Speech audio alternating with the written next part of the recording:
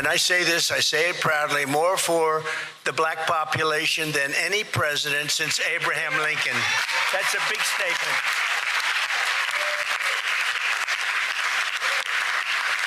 And crooked Joe Biden has done nothing for you except talk. It's only talk. He's been the worst president for black people. Under Biden, real wages for African-American workers are down 6%. We lifted 6.6 million people out of poverty. Black Americans saw their largest increase in home ownership on record. Former President Trump slamming Biden's record with black voters in Detroit as the two candidates are neck and neck in the key swing state. Our next guest joins us live from Detroit, where he spent a few hours with Trump at yesterday's event. It's Michigan Congressman John James, who joins us now. Congressman, thanks for being with us. Hey, thanks for having me back on. You bet. You hear Trump's message to the black voter. We see some polling suggests he's really starting to resonate to some extent with the black voter. What do you think about that in Detroit as a possible effect for the way we see Michigan go in November? And look, in 2016, Donald Trump came into Detroit and asked black Detroiters what we had to lose. 8 years later, Joe Biden has shown us. President Trump came back to the hood with the receipts. He went back in. He talked about rising crime. He talked about rising interest rates. He talked about rising inflation. All things that hurt black Americans the most, hurt all Americans, but hurt black Americans the most. And Pastor Sewell, I think, made a very appropriate point that President Trump was in the neighborhoods. Joe Biden goes to a big special dinner at the NAACP, and I'm not even sure President Obama even visited the neighborhoods in Detroit. But President Trump once again is showing up. Republicans are showing up, not just with FaceTime, but with better policies than the Democrats. Well, this is what you're referring to. Lorenzo Sewell, the senior pastor at 180 Church, said this about Obama and Biden. President Trump, I'm so humbled that you would be here. President Obama never came to the hood, so to speak, right? President Joe Biden, he went to the big NAACP dinner, but he never came to the hood. So thank you.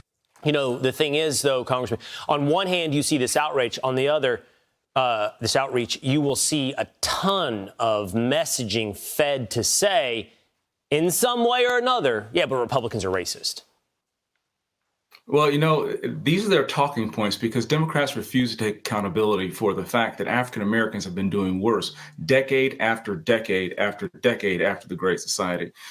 Democrats and frankly, have been failing African Americans, but we can't just point the finger at Democrats. Republicans have refused to go into cities and to campuses all over the country.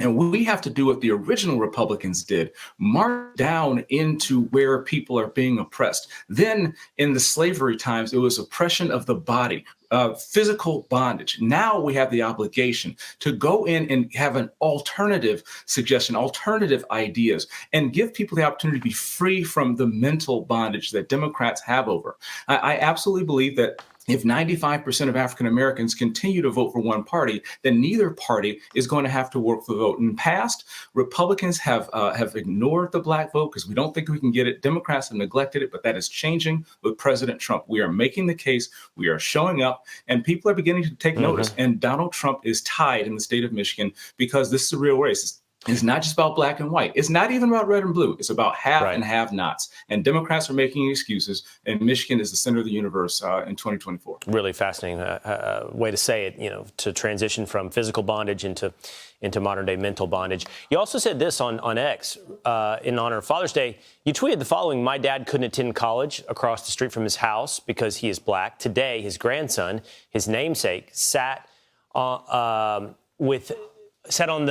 the dais with me on the most powerful committee in Congress. God bless America. Still the only nation where a family can go from emancipation to energy and commerce in just a few generations." Pretty incredible. It is pretty incredible. We're blessed to be Americans, and so we have an obligation